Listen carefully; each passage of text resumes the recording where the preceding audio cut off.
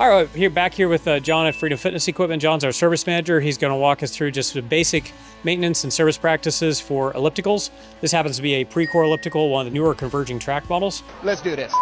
John, what can we do to maintain our ellipticals? Ellipticals, especially the Precor ones, are fairly easy to maintain. With preventive maintenance, make it easy for yourself. Start top to bottom or bottom to top. Let's start top to bottom. Precor elliptical trainer. This one has PA2 console. So it's got a touchscreen console. We got to test this touchscreen console. Test everything on the touchscreen, everything that you can. Go into maintenance mode on it, test the volume keys, channels, pause, and the flippers. Next, we'll test heart rate sensors. You can test the headphone jack here. You don't see a lot of headphones, but some people do want headphones. Other things to look at: wear and tear on your arms, wear and tear on your sensors, because people like to death grip these. Wear and tear on the compartment here, because guys, this is plastic. Precor's shrouds have a pop-off mechanism. Some of the shrouds screw in, some of the shrouds just pop off. But like right here, that connection point, yes, sir, is going to look like this. And yes. In some cases, these just yes. click together, and in some cases, you see there's screw holes. Yep. But they don't always lock like this. Exactly. Exactly. So this one, for example, this one will just pop off. Yeah, which feels pretty devastating when you take it off. Exactly. It's supposed to pop like that. Exactly. This component, this front gray component, and this little piece are all like that. Got it. So just be careful, because it is plastic. Gotcha. I mean, it's pretty heavy duty, but it's still plastic. All right, what else? Now, you will want to pop that front one off. Oh no! This has a cross ramp on it. This elliptical has the ability to incline and decline, and also change resistance. Gotcha. That'll have to be greased too. Okay.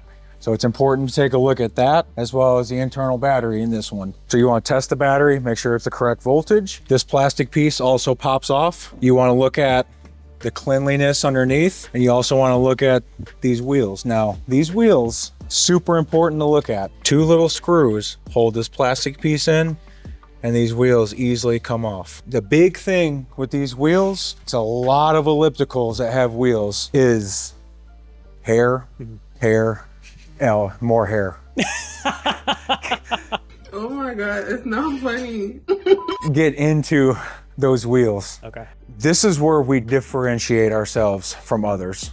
Me as a tech, for preventive maintenance, I will take those components apart and clean the wheels, because that hair will build up, that hair will break down. This cover can only protect so much. Yeah. If this elliptical is in a apartment complex, for example, that has a pool right outside, moisture gets in the fitness center, and Susan comes in soaking wet and jumps on this thing, her hair is wet, her hair gets in there, that wheel has metal bearings. Now her wet hair is wrapped around the metal bearings, and that metal bearing is going to start to disintegrate.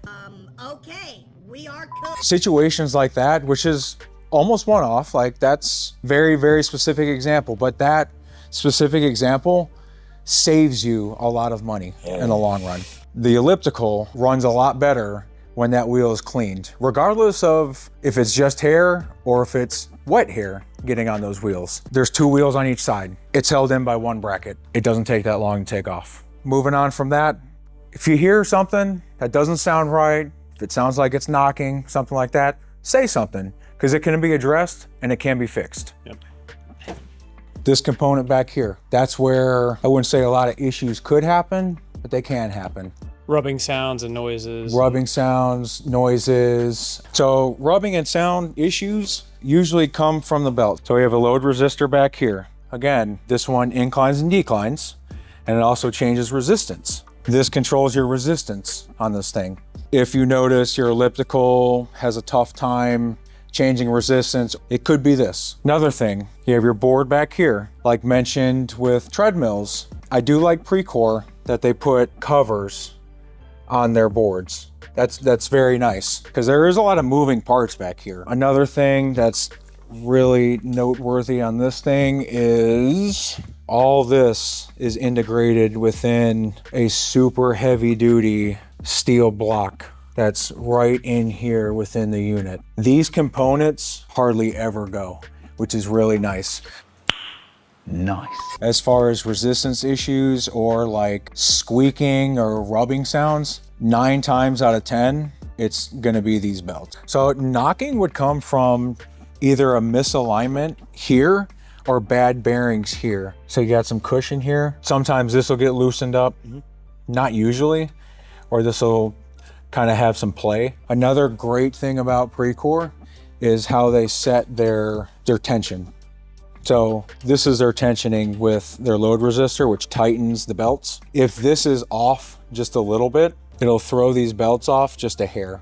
So that can cause some knocking if these aren't properly tensioned the right way. If these belts aren't tensioned the right way, that'll also throw some knocking in there too. Can it be plastic rubbing usually, or do you not really see that? Yeah, so if and again, these snap into place too. So if those aren't snapped in all the way, you'll hear either some like rubbing on plastic or these metal or these plastic caps. If one's missing some hardware, you'll hear some like plastic rattling. 9 times out of 10, it can be addressed and it can be fixed. Oh my God!